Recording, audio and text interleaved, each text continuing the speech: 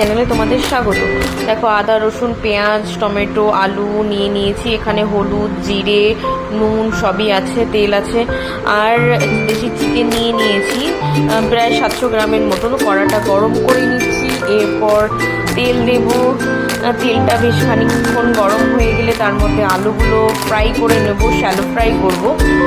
বেশ লাল লাল করেই ফ্রাইটা করব। তোমরা কে কোথা থেকে আমার ভিডিওটা দেখছো জানিও, আর কেমন লাগলো ভিডিওটা সেটাও জানিও। আলুগুলো ফ্রাই করতে করতে আমি ততক্ষণে মিক্সিতে আদা রসুনের পেস্টটা করে নেবো। কারণ পেঁয়াজটা অনেকটা দিয়েছি, এর মধ্যে পেঁয়াজটা আমি দিতে পারবো না, তাই জন্য পেঁয়াজটা আলাদাভাবে পেস্ট করবো। আগে এটা পেস্টটা করে নিই। তো দেখো, তোমরা আমি এইভাবে রান্না করছি, তোমরা কিভাবে রান্না করো আমাকে অবশ্যই জানিও। তোমাদের রেসিপিগুলোও বলো, তাহলে আমি ওইভাবে ট্রাই করবো, আর আমার রেসিপিটাও তোমরা ট্রাই করে দেখো। আলুগুলো বেশ ভাজা ভাজা হয়ে গেছে, এবার আমি তুলে নেবো। তার মাঝখানে আমি পেঁয়াজটা মিক্সিতে করে নেব।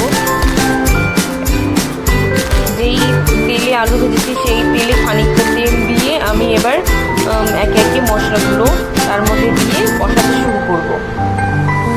জিরে তেজপাতা দিচ্ছি,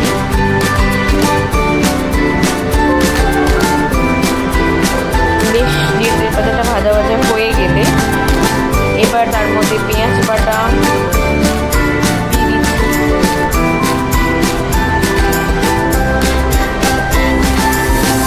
পেঁয়াজ বাটা দেওয়ার পরে আদা রসুন কাঁচা লঙ্কার পেস্টটা দিয়ে দিচ্ছি। আমি এটার মধ্যে বেশ খানিকটা টক দইও ব্যবহার করেছি, সেটা তোমরা দেখতেই পাবে। সেটা হয়তো দেখানো হয়নি বা মিস করে গেছি আমি হয়তো।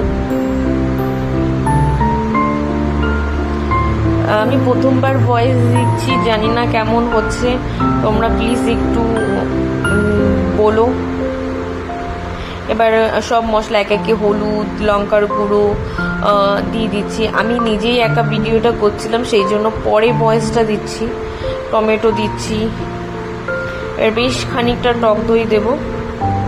টক দইটা আমি আগে থেকে ফেটিয়ে রেখেছিলাম। টক দই দেওয়ার পরে বেশ খানিকটা নেড়ে চেড়ে নিয়েছি। বেশ কষিয়ে যখন তেল ছেড়ে আসবে তারপর আমি মাংসটা অ্যাড করব।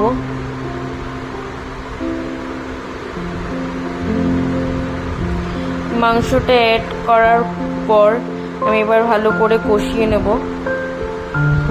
এই মাংসটা কষাবো বেশ ভালো করে, কারণ দেশি মুরগির মাংস তো কষাতে একটু টাইম লাগে। আর যখন এই মাংসটার থেকে তেল ছেড়ে আসবে, বেশ কষা কষা ভাব চলে আসবে, তখন আমি জল ঢেলে দেবো। দেখো, এখন কালারটাও চেঞ্জ হয়ে গেছে, বেশ তেলটাও ছেড়ে এসছে, একটা কষা কষা ভাব চলে এসছে। আলুগুলো দিয়ে দিয়েছি, এবার জলটা দিয়ে দিচ্ছি। জলটা দিয়ে এবার আমি ঢেকে দেব। বেশ খানিকটা জল দিয়েছি এবং ঢেকে দিয়ে ফুটতে দেব। দেখো, ঢেকে দেওয়ার পরে বেশ খানিকক্ষণ ফোটানোর পরে এবার হয়ে এসছে। এবার তার মধ্যে আমি এবার জিরের গুঁড়ো অ্যাড করব।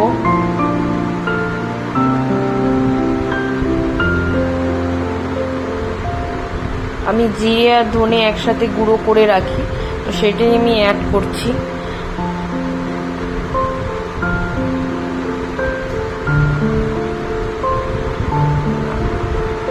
বাড়িতে বানানো একটা গরম মশলা আছে,